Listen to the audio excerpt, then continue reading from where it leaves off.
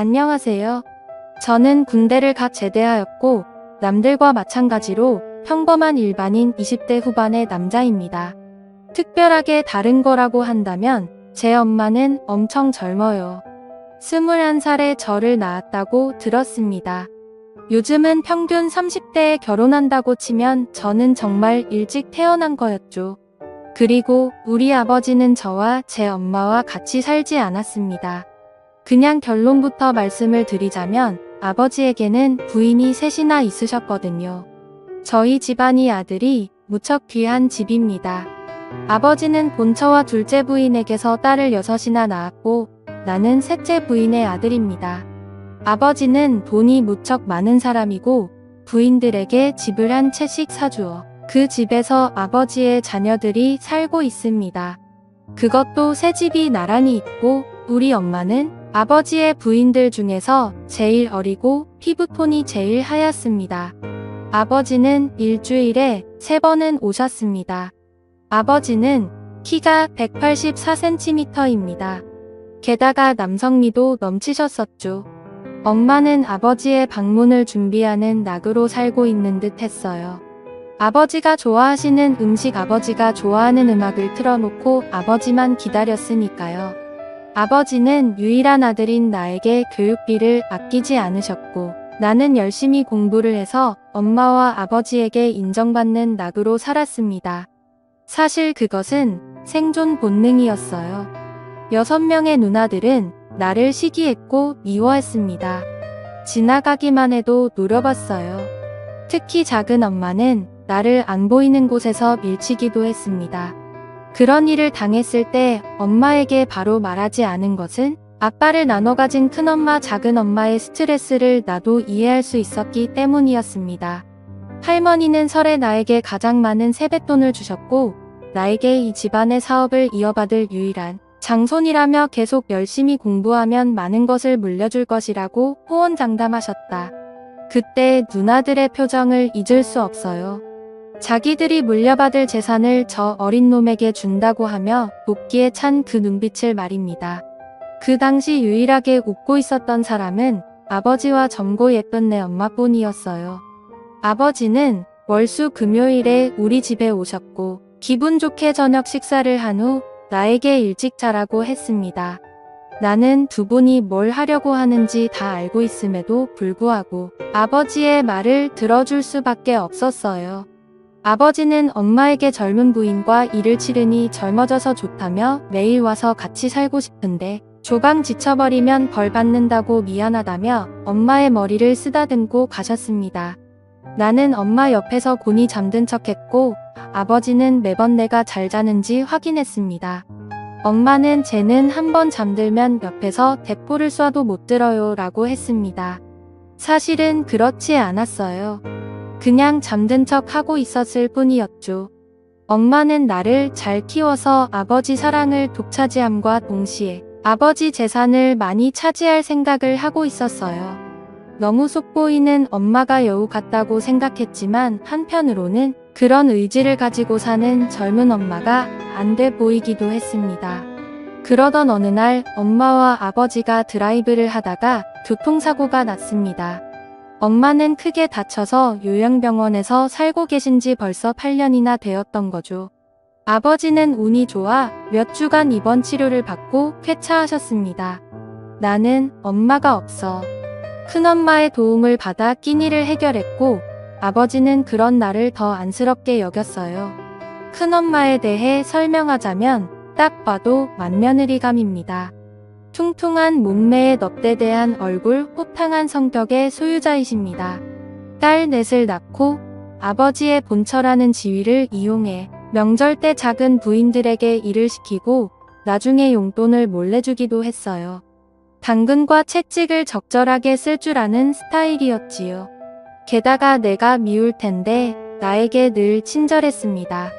누가 보지 않아도 늘 한결같이 대해주었고 큰엄마가 만들어주신 고소한 잡채 오이소박이는 정말 일품이었어요.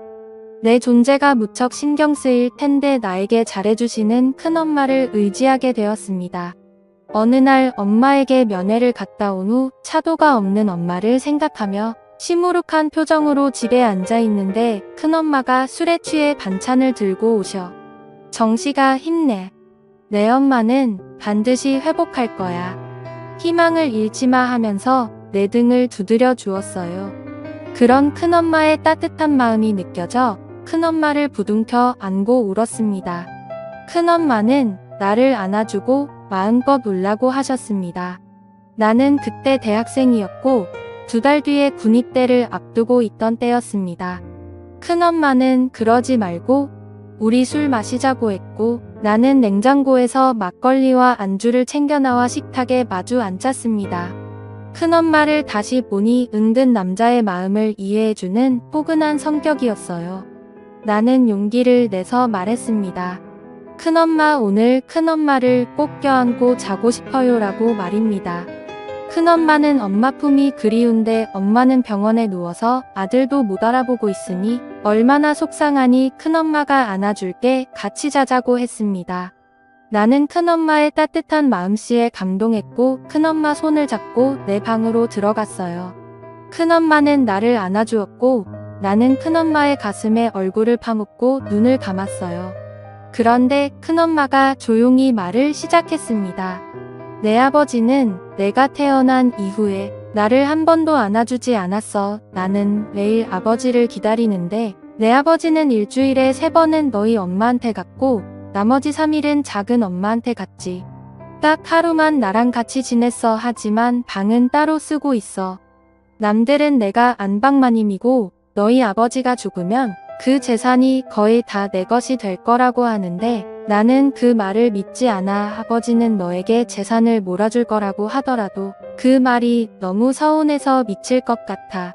나를 여자로 바라봐 주지도 않고 재산을 미리 챙겨주지도 않는데 나는 껍데기랑 살고 있는 것 같아. 그렇다고 이 나이에 다른 남자를 찾을 수도 없고 말이야. 나라는 사람 하나를 놓고 봐도 참 안타까운 태생이지만 둘째 부인, 셋째 부인을 들여 자식 셋을 더 낳은 꼴을 보고 사는 큰엄마도 참 딱해 보였습니다. 더군다나 남편에게 여자로서 존중받지 못하는 것을 보니 큰엄마가 많이 외로웠을 거라는 생각이 들었어요. 큰엄마는 나를 꽉 안아주면서 한 번만 자기를 도와달라고 말했습니다.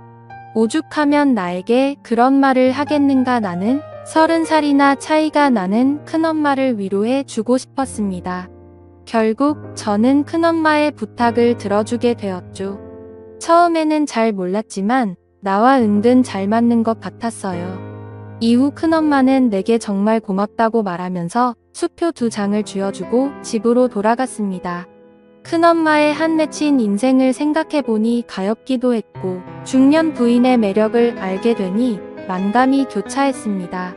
큰엄마는 그날 이후로 반찬을 갖다 준다는 핑계로 우리 집에 자주 왔고 내가 좋아하는 막걸리도 준비해서 말입니다. 우리는 만날 때마다 즐겁게 시간을 보냈고 큰엄마는 점점 화색이 돌기 시작했습니다. 아버지는 큰엄마에게 요즘 즐거운 일 있냐고 물었다고 했어요. 큰엄마는 당신 같은 바람둥이는 알 필요 없다고 했다 합니다. 나는 귀여운 우리 큰엄마에게 오랫동안 비밀 남자친구가 되어주기로 결심했습니다. 그리고 나는 군에 입대했습니다. 어느 날 큰엄마가 면회를 왔어요. 엄마는 여전히 의식을 못 찾는 상태라고 하네요. 그리고 맛있는 음식을 잔뜩 사주시고 돌아갔습니다. 큰엄마의 면회는 여러 번 이어졌고 나는 제대를 하게 되었습니다. 큰엄마는 대놓고 우리 집에서 잠을 자고 갑니다. 아버지는 그런 큰엄마의 행실을 눈치채는 것 같았지만 큰엄마는 술 마시다가 취해서 잠이 들었다고 발뺌을 합니다. 큰엄마는 자신이 관리를 잘하는지 점점 젊어지는 것 같고 살도 빠지더군요. 그런 노력하는 모습에 큰엄마가 너무 예쁘고 좋아서 큰엄마를 외면하지 못하고 있습니다. 이런 내가 잘못하고 있는 것이라면 벌은 나중에 받겠습니다. 하지만 큰엄마를 외면할 수는 없습니다. 아버지는 사람은 늘 돕고 살아야 한다고 하셨으니 나중에 우리의 사이가 들키게 되면 이게 다 아버지 때문이라고 되들어 볼 생각입니다. 제가 잘못된 행동을 저지르고 있는 걸까요? 현명한 여러분들의 답변을 부탁드리겠습니다. 오늘의 사연은 여기까지입니다. 감사합니다.